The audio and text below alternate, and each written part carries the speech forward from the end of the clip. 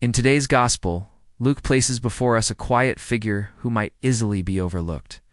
Anna, a prophetess advanced in years, widowed, poor by the world's standards, yet rich beyond measure in faith.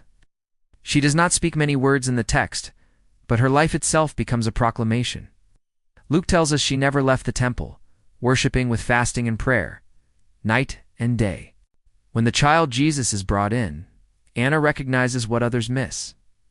She sees not merely a baby, but redemption made flesh. To understand Anna, we must understand waiting. In the biblical world, waiting was not passive.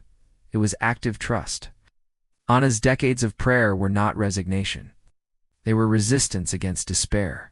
She stands as the embodiment of Israel's long hope, refined by suffering and sustained by fidelity. Her faith is not flashy. It is forged slowly, quietly, in the ordinary rhythm of prayer and sacrifice. And that is precisely why her eyes are clear enough to recognize Christ. Notice what happens next. Anna does not keep this revelation to herself.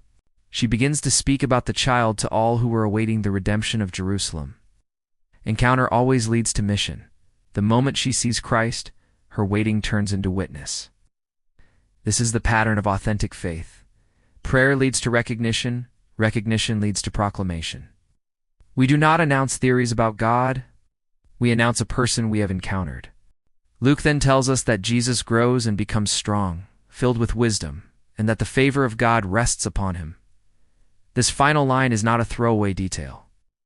It reminds us that God enters history quietly and grows patiently.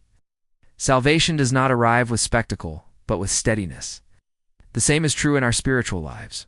Grace works over time. Holiness matures slowly. God is not in a hurry, but he is never late.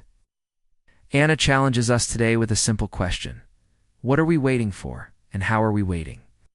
Are we distracted, restless, demanding immediate answers? Or are we faithful, prayerful, rooted in hope, even when fulfillment seems distant? The church does not need louder voices as much as it needs deeper ones. Souls formed by prayer are the ones who recognize Christ when he appears. So take heart if your faith feels hidden, unnoticed, or delayed. God sees the long obedience. He honors the patient heart. And in his time, he reveals himself to those who have learned how to wait. If this reflection helped you see the gospel with fresh eyes, please like the video. Subscribe to the channel. Share it with someone who may be waiting in hope today.